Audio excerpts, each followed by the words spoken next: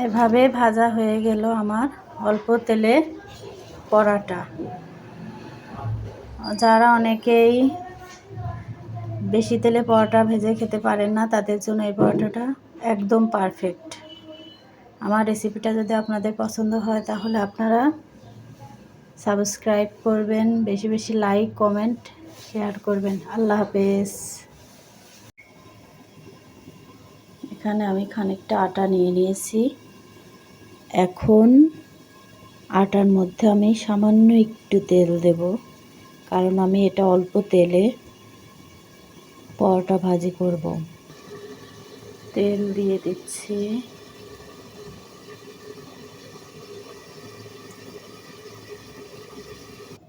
আটার সাথে আমি তেলটা মিক্সড করে নিয়েছি।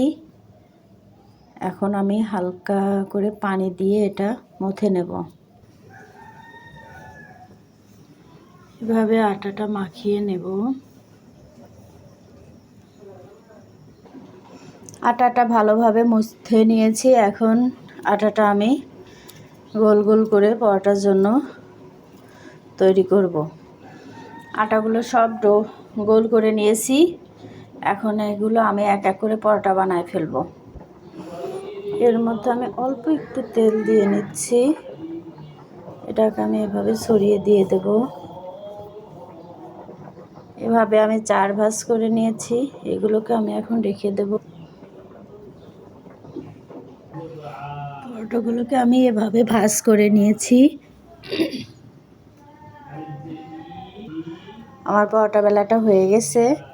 এটাকে আমি এখন একটা তাওয়ার উপরে দিয়ে ছেঁকে নেব।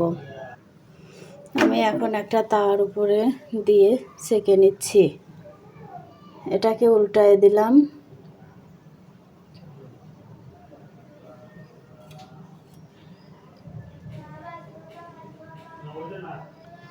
হোটেলে বা রেস্টুরেন্টে দেখা যায় যে অনেক ডুবো তেলের মধ্যে এগুলো ভাজে। তো আমি এখন 2 পিঠ উল্টায় নিয়ে এর উপর হালকা একটু তেল দিয়ে ভেজে নেব। এই যে আমার পরোটাগুলো কত সুন্দর ফুলে উঠতেছে।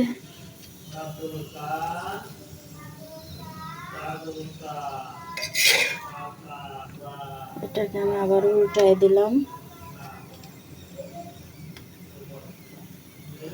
এভাবে আমি হালকা তেলে সবগুলো পরোটাই ভেজে নেব।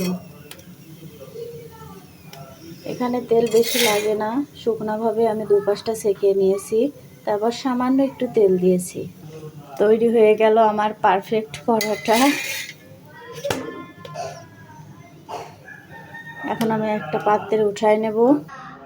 উঠায় নিয়েছি। আর একটা পরোটা দিয়ে দিচ্ছি।